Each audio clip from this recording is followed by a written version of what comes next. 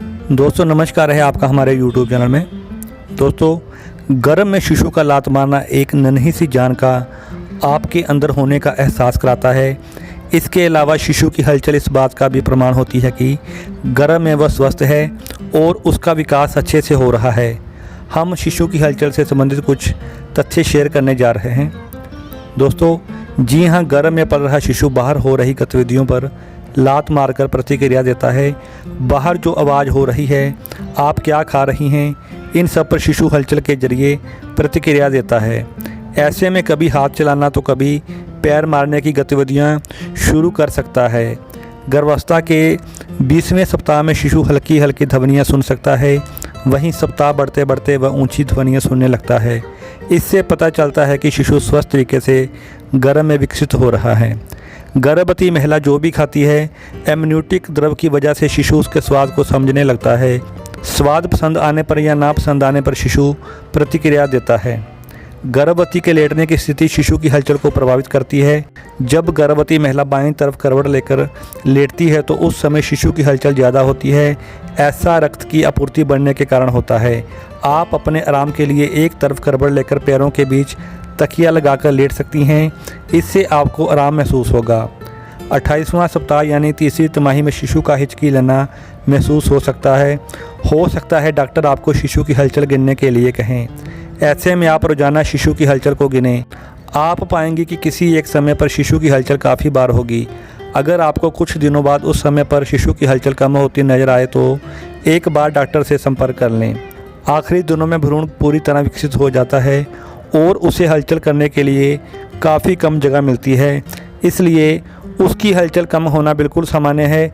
ऐसे में आपको इससे घबराने की कोई ज़रूरत नहीं है। अगर आपको गर्भधारण के 24वें सप्ताह तक शिशु की कोई हलचल महसूस ना हो तो डॉक्टर से संपर्क करें। अगर आपको लगे कि शिशु की हलचल करने की प्रक्रिया कम हो रही है तो ये चिंता का कारण हो सकता है। इस बात पर ध्यान दें कि अगर गर्भ में शिशु 28वें सप्ताह तक बहुत कम हलचल कर रहा है तो एक बार डॉक्टर से संपर्क कर लें। ऐसे में डॉक्टर आपकी जांच करेंगे और शिशु की हलचल ना होने के कारण का पता लगाएंगे। गर्भ अवस्था में आपको शिशु की हलचल पर ध्यान देने की सलाह दी जाती है। अगर आपको निम्न में से कोई भी लक्षण नज़र आए तो डॉक्टर से संपर्क करने में देरी नहीं करनी चाहिए। जैसे अगर आप 2 घंटे से करवट लेकर लेटी हैं तब भी 10 या इससे ज़्यादा बार हलचल महसूस ना हो तो डॉक्टर से बात करनी चाहिए। अगर बाहर बहुत तेज़ शोर हो रहा है तब भी आपको किसी तरह की हलचल महसूस ना हो तो डॉक्टर से संपर्क करें, क्योंकि गर्भ में पल रहे ज़्यादातर शिशु बाहर होने वाले शोरगुल पर हलचल करके प्रतिक्रिया देते हैं। अगर शिशु कम हलचल कर रहा है तो शिशु को प्लेसेंटा से पर्याप्त ऑक्सीजन ना मिलना एक कारण हो सकता है।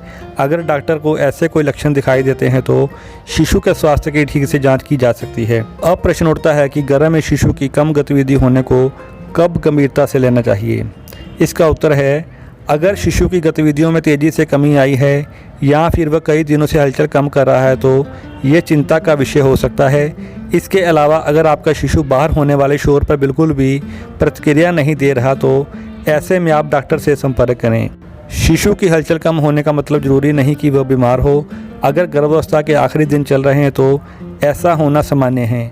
वहीं अगर गर्भावस्था के बीच के समय की बात करें तो ऑक्सीजन के अभाव में शिशु हलचल कम कर सकता है। ऐसी स्थिति में डॉक्टर से ज़रूर संपर्क करना चाहिए। गर्भ में शिशु का हरकत करने का समय अलग अलग हो सकता है।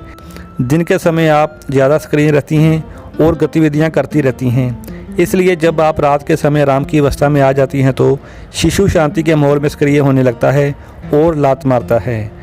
अगर आपको लगे कि बच्चा गर्भ में लात नहीं मार रहा या उसकी हलचल कम हो गई है तो घबराएं नहीं। आप आराम से बैठें और शांत हो जाएं। कुछ मीठा या ठंडा पेय पदार्थ का सेवन करें और अपने पैरों को ऊपर करें। ठंडे और मीठे के एहसास से आपका शिशु हलचल करना शुरू कर सकता है। ऐसा करने से आपका शिशु हिचकी, कलाबाजी या लात मारने जैसी प्रतिक्रिया दे सकता है। तो दोस्तों ये थी हमारी आज की महत्वपूर्ण वीडियो।